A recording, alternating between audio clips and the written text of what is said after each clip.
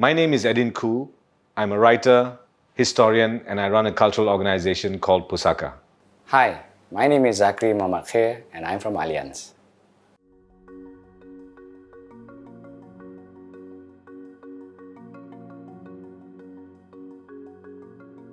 My fondest memory, I think, is rolling in grass. I really used to crawl around the garden and then jump into my mother's lap to be scratched on the back. I come from a mixed parentage family, father Malay, mother Chinese. My neighbor was a lady, Ceylonese, Sri Lankan Tamil, Auntie Katigesu. Yeah. So when my parents used to go to school, I was basically very much alone in my house. I used to hop over and I used to have breakfast. Yeah.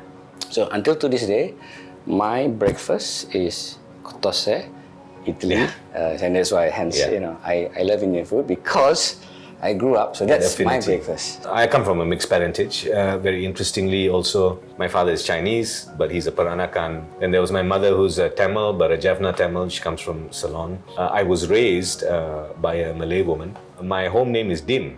Today, my father named me Eddin. You took the last three variation of Adin, which is the way of life. Yeah. I think very significantly, I was born in 1969. It was transformative in all kinds of ways. Subsequently, what I've been doing as a cultural historian, as a writer, because it bears a kind of mark on my forehead into making sure that Malaysia remains land of cultures confluencing.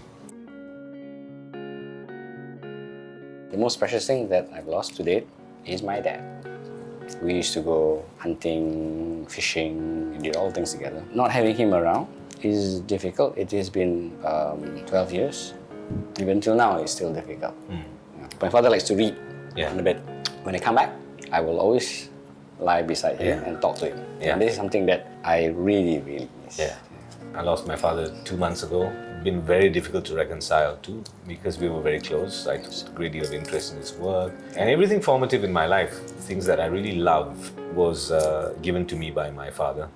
And my father was interesting. He was an intellectual, of course. He was a history man, but he always impressed upon me how special it was to have a gift, something that you were born with. When he saw Maradona dribble the whole team, he would just gawp and I really love that about him. The proudest moment for me would be the birth of my son, Razib, my first one.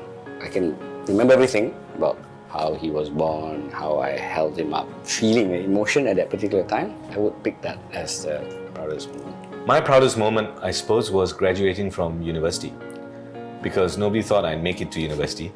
So it was a sense of real achievement and the beginnings, essentially, of what would be a lifelong vocation. Wow, that's going to be a tough one.